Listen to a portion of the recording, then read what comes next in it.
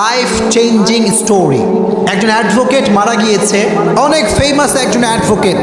তিনি মারা যাওয়ার পর এলাকায় যখন তার মৃত্যুর সংবাদটা প্রচার করা হয়েছে মসজিদের মাইকে, গোটা এলাকাবাসীর মাঝে শোকের মাতম পড়ে গিয়েছে যে এত বড় ফেমাস মানুষ মারা গিয়েছে।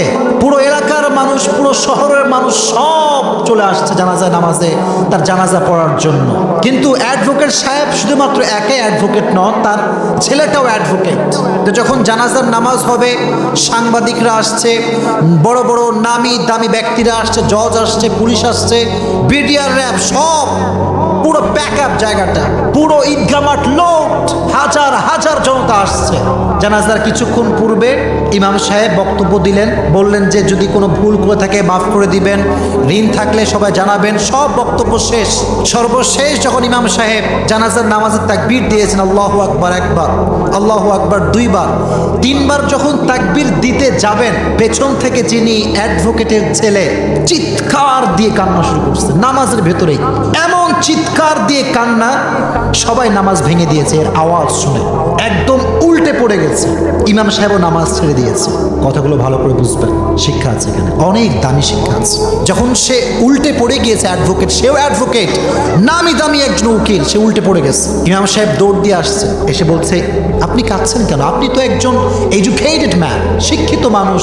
This life is very temporary, we have to go back to your Lord. থাকতে আসি নাই, যাইতে হবে। আপনার সময় শেষ, সে চলে গিয়েছে, আপনি কেন কাঁদছেন?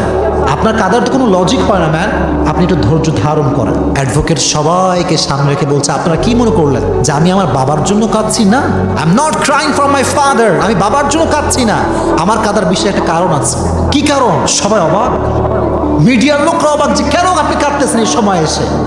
অ্যাডভোকেট বলল জীবনে তো অনেক সার্টিফিকেট অর্জন করছি, এসএসসি দিয়েছি, এইচএসসি দিয়েছি, মাস্টার্স কমপ্লিট করেছি, অনার্স দিয়েছি, হায়ার লেভেলের সার্টিফিকেট আমি অ্যাচিভ করেছি আমার লাইফে। কিন্তু আজ যখন আমার বাপ মারা গিয়েছে, বাপের লাশ আমার সামনে, ইমাম সাহেব জানাজার নামাজের তাকবীর দিয়েছে, আমি বিশ্ববিখ্যাত একজন অ্যাডভোকেট, বাপের জানাজার পেছনে কি দোয়া পড়তে হবে আমি জানি না,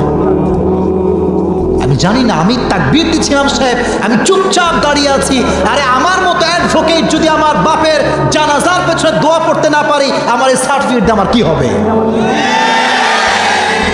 I am crying for that reason. আমি এই জন্য কান্না করছি। এই জন্য মুরব্বী যারা কোরআন শরীফ ধরেছেন আজকে, মুরব্বীরা পড়েন আলহামদুলিল্লাহ। বড় সৌভাগ্যের বিষয়, বড় সৌভাগ্যের বিষয়। অ্যাডভোকেট বলল যে আমাকে একটা চান্স দেন, মাইকটা নিয়ে আমি একটা কথা বলতে চাই। ইমাম সাহেব বললেন সবাই আবার দাঁড়ান। সবাই দাঁড়ালো, সাংবাদিক, মিডিয়া, জজ, ব্যারিস্টার, পুলিশ, আর্মি, র্যাব, সবাইকে দাঁড় করিয়ে বললেন যে আমি আমার লাইফের একটা শিক্ষায় আজকে পেয়েছি, আব্বা জান যারা এসেছেন, যারাই জানাজায় এসেছেন, জীবনে যাই করেন আর তাই করেন, সন্তানকে দ্বীনি শিক্ষা না দিয়ে কবরে যাওয়া যাবে না। এই জন্য কোরআনের শিক্ষা গোটা বিশ্বব্যাপী ছড়িয়ে দেওয়ার দরকারটা আছে না নাই? আল্লাহ সবাইকে কোরআনের শিক্ষায় শিক্ষিত হওয়ার তৌফিক দান করুক। আমিন।